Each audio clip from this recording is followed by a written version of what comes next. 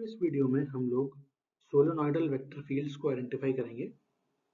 वो vector field किसी भी कोऑर्डिनेट सिस्टम में हो सकती है, चाहे कार्टेशियन हो, सिलिंड्रिकल हो या स्फेरिकल कोऑर्डिनेट सिस्टम हो।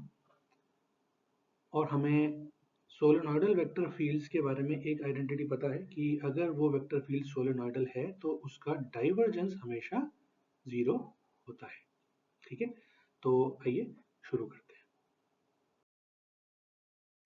पहला क्वेश्चन है, वेक्टर फील्ड गिवन है A vector equal to X A X cap plus Y A Y cap plus Z A Z cap, और डाइवर्जेंस निकालने के लिए हम ये फॉर्मूला यूज करते हैं, यानी differentiation of A x with respect to x plus differentiation of A y with respect to y and differentiation of A z with respect to Z.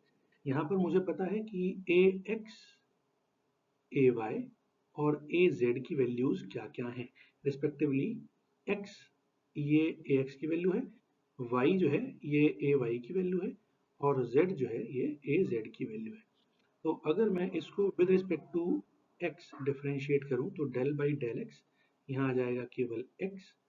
Similarly del by del y इधर आ जाएगा y, और तीसरे term में यहाँ आ जाएगा del by del z of z। और अगर हम देखें तो x का with respect to x differentiation होगा 1, y का 1 और z का भी 1। इसका आंसर आ जाएगा 3। और अगर डेल डॉट a मेरा नॉट इक्वल टू 0 है, इसका मतलब वो सोलेनॉइडल नहीं है, नॉट सोलेनॉइडल। ठीक है,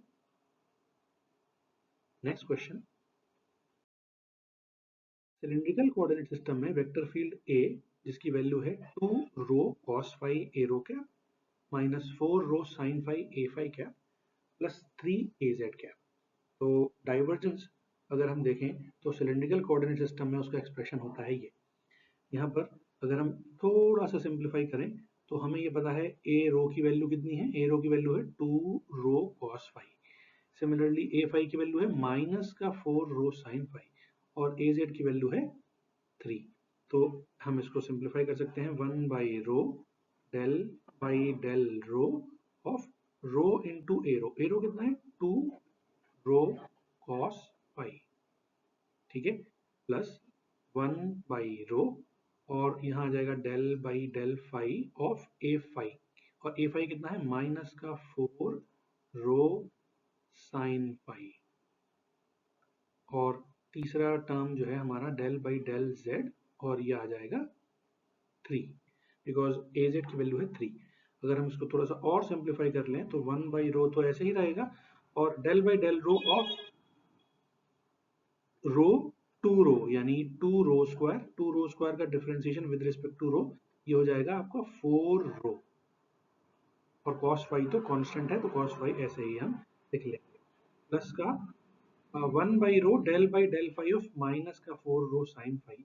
तो यहाँ पर आ जाएगा माइनस का 4 रो तो कांस्टेंट है बाहर आ जाएगा, और cos फाई का डिफरेंशिएशन हो जाएगा साइन फाई का डिफरेंशिएशन हो जाएगा cos फाई, प्लस अगला टर्म तो कांस्टेंट है उसका differentiation 0।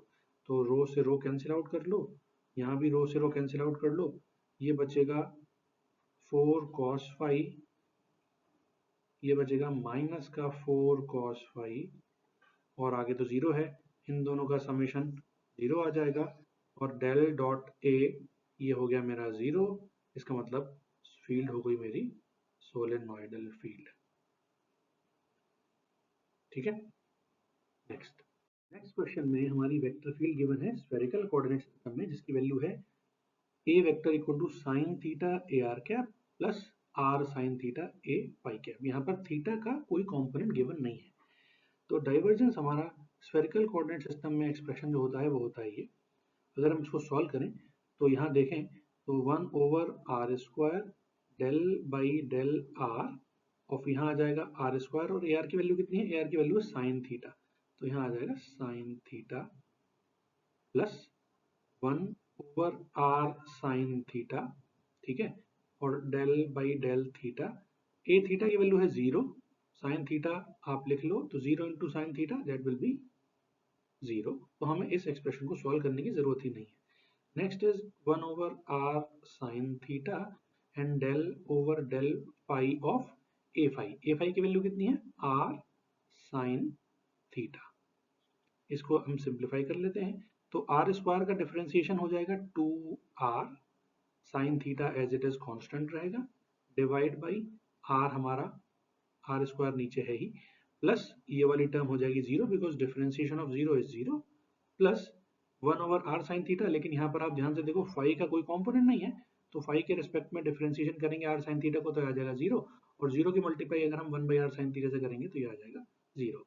So that will be simply r से यहाँ पर एक आर काट दो तो ये हो जाएगा 2 साइन थीटा अपॉन आर, जो कि जीरो नहीं है।